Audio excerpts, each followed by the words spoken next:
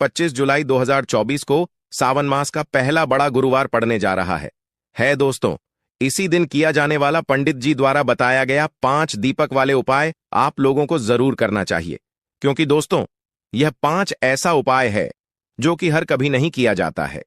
देखिए, यह दिन इतना खास होता है, इतना महत्वपूर्ण होता है। देखा गया है कभी कभी बड़े बड़े पूजा पाठ अनुष्ठान से जो मनोकामना पूर्ण नहीं होती है, वह गुरुवार के दिन 5 छोटे से उपाय करने से ही आपकी मनोकामना पूर्ण हो जाती है। और बहुत सारे लोगों ने इस उपाय को किया भी है और उनको इस उपाय को करने का फल भी जरूर मिला है।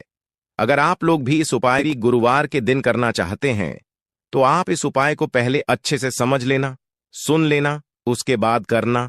आपको इस उपाय का फल जरूर मिलेगा। दोस्तों, हम आपको यहां पर बता दें कि यह जो 5 दीपक वाले जो उपाय है, यह उपाय पंडित जी ने अपनी अभी की सीहोर की कथा में ही बताया है। और इस उपाय को करने से आपके घर में चाहे किसी भी प्रकार की दुख और समस्या क्यों ना चल रही हो, आपको उसका कारण भी नहीं पता है कि यह समस्या किस कारण से चल रही है, उसका कुछ भी कारण हो सकता है। इस 5 दीपक वाले उपाय को आप लोगों को कर लेना है, क्योंकि इसी 5 मात्र उपाय को करने से आपके पूरे घर परिवार में सुख और शांति हो जाएगी। आपके घर में अच्छे अच्छे काम होने लगेंगे। आपकी जो भी मनोकामना होगी वह भी धीरे धीरे करके पूर्ण होना शुरू हो जाएगी। तो इसलिए इस उपाय में 5 दीपक वाले उपाय में आप लोगों को जो दीपक बनाना है वह बनाना है आटे की दीपक है ना। आटे की दीपक बनाने में भी आपको इस बात का ध्यान रखना है कि जो आटा आप लोग दीपक के लिए इस्तेमाल कर रहे हो, मतलब बहुत सारे लोग ऐसे होते हैं, मतलब सोचते हैं कि भाई हमने जो रोटी बनाने के लिए आटा गूंदा है उसी आटे में से थोड़ा सा आटा लेकर हम दीपक बना लेंगे, पर ऐसा नहीं होता है। वह जो आपकी रोटी बनाने के लिए आटा होता है ना, उसमें आप नमक डालते हो, पर जो हम दीपक बनाने के लिए आटा घंटे हैं उसके अंदर कुछ भी नहीं डलता है, वह सादा आटा होता है। उसके अंदर पानी डालकर हम उसे गूंद लेते हैं और फिर उसके दीपक बनाते हैं। तो इसलिए जो 5 दीपक का आटा आप लोग तैयार करोगे उसके अंदर आपको कुछ भी नहीं डालना है, इस बात का ध्यान रखना है। तो थोड़ा सा आटा लेकर उसको गूंद लेना और पर ना रखो।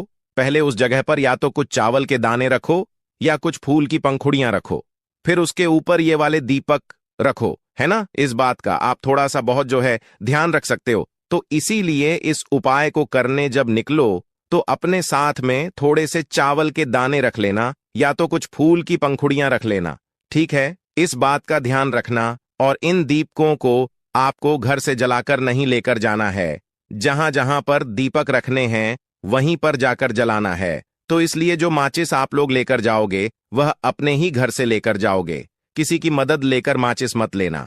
अगर आपने इस उपाय को करते समय आप जिस जगह पर गए और वहां पर आप माचिस ले जाना भूल गए, आपने किसी और से माचिस ले ली, तो भाई आपने जिस भी व्यक्ति से माचिस ली होगी ना, उस व्यक्ति को भी इस उपाय को करने का फल मिल जाएगा।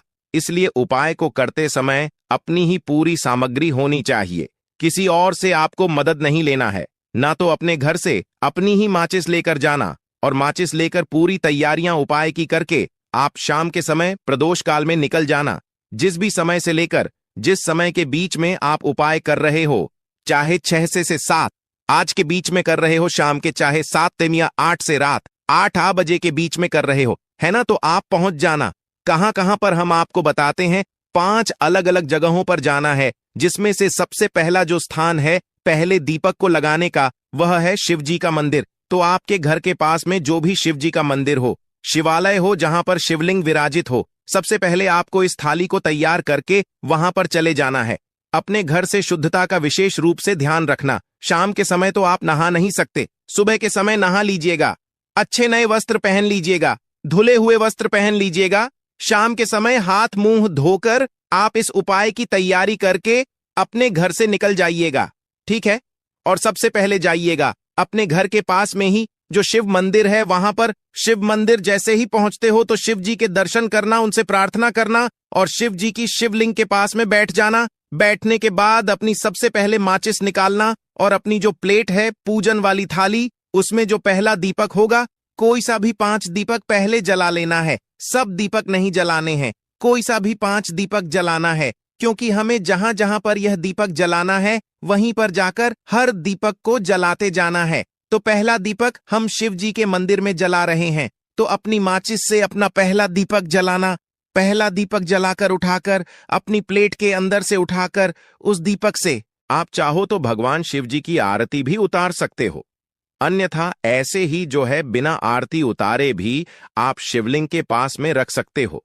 बस इस दीपक को जब शिवलिंग के पास में रखो तो इस बात का ध्यान रखना कि शिव जी को उस दीपक की आंच न लगे है, न, क्योंकि यह उपाय हम भगवान शिव जी को प्रसन्न करने के लिए कर रहे हैं, अपनी मनोकामना को पूर्ण करवाने के लिए कर रहे हैं। तो जैसे ही आप लोग अपना यह पहला दीपक रख देते हो भगवान शिव जी के शिवलिंग के पास में, उसके बाद में आप अपनी वह मनोकामना बोलना जिस मनोकामना के लिए आप लोग अपना यह वाला उपाय कर रहे हो, मनोकामना विशेष रूप से बोल देना। ठीक है, जैसे ही मनोकामना ना बोलते हो पहले दीप को जलाकर रख देते हो, भगवान को धो देकर प्रार्थना करके आप वहां से उठ जाना, अपने बाकियों के दीपक अपने साथ में लेकर आ जाना। ठीक है, पहला दीपक शिव जी के मंदिर में लगेगा। दूसरा दीपक अब कहां पर लेकर जाओगे?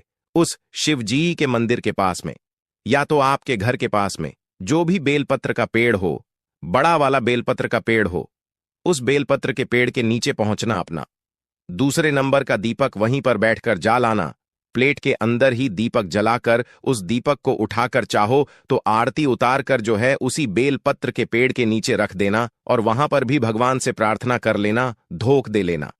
ठीक है, दूसरे नंबर का आपने दीपक जला दिया, अब वहां से भी उठ जाना। तीसरा नंबर का दीपक जलाना है, दीपक जलाकर उसी पीपल के पेड़ के नीचे रख देना है, भगवान से प्रार्थना कर लेना है, निवेदन कर लेना है। ठीक है, और धोख देकर वहां से उठ जाना है।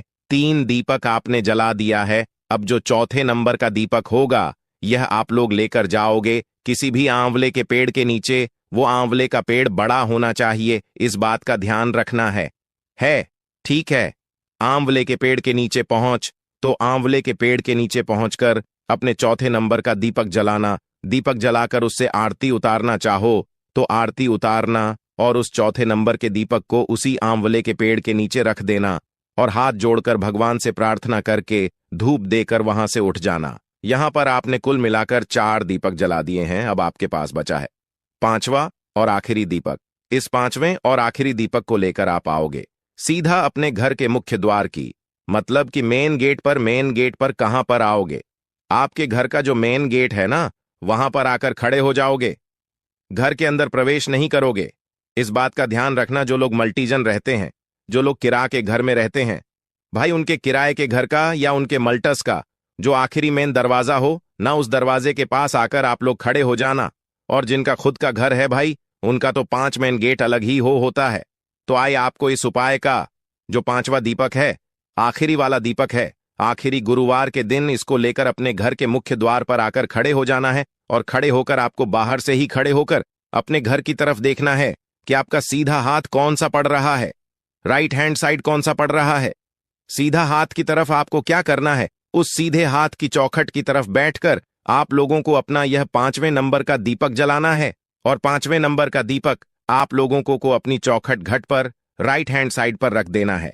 और इस 5 वाले नंबर वाले दीपक को जलाते समय भी आप लोगों को भगवान शिव जी से अपनी वह मनोकामना मन ही मन स्मरण करना है, जिसके लिए आप लोग अपना यह वाला उपाय कर रहे हो।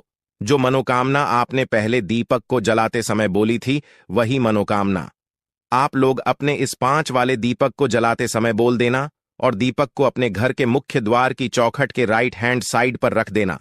जैसे ही दीपक रख दो, प्रार्थना कर लो और वहां से उठकर अपने घर के अंदर प्रवेश कर सकते हो। आपका ये वाला उपाय पूरा हो जाता है।